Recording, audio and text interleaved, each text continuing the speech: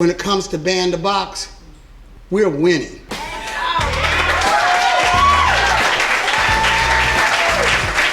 I'd like to say thank you to Kalima because I was in prison with him and he was the guy that made me promise to return to the community an asset instead of a liability.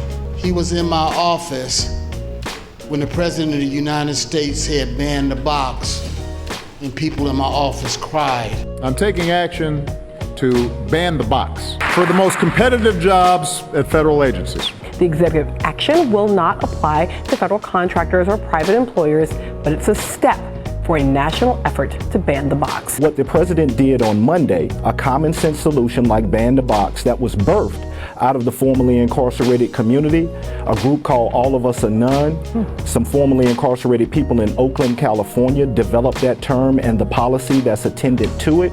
But I must say, we need this administration and the president to continue to exert their executive authority and apply a similar policy to independent contractors who represent 25% of the American workforce. We have to say no more.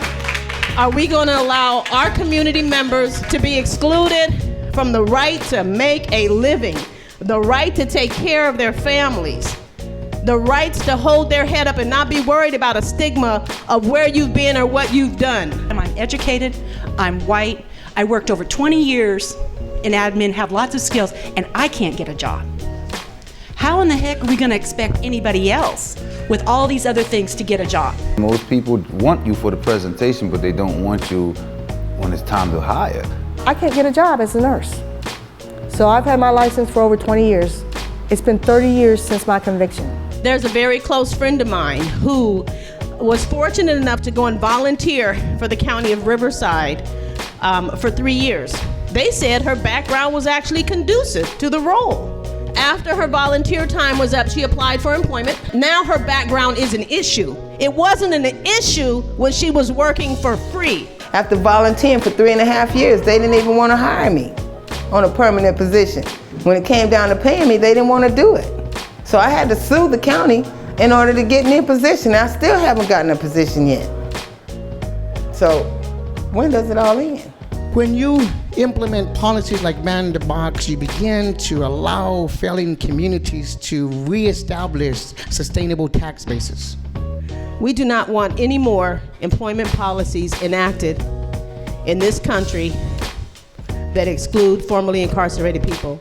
We do not want our federal government to contract with corporations that do not honor fairness in hiring or ban the box policies. If you work in an agency that's supposed to be about formerly incarcerated, the criminal justice system, you need to help develop a pathway within your agency so that formerly incarcerated survivors of incarceration can become the executive directors, people on the board, people with decision-making powers, so that we can determine our own fate. It's so much more than about just simply whether the president banned the box or not. It's about whether or not that we're able to sustain ourselves in terms of getting more people actively involved in a democracy that they've been excluded from.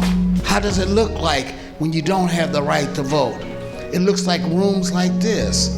On most movement, they actually move towards civil disobedience at a certain point on things that they're not getting. So what would you do for your freedom?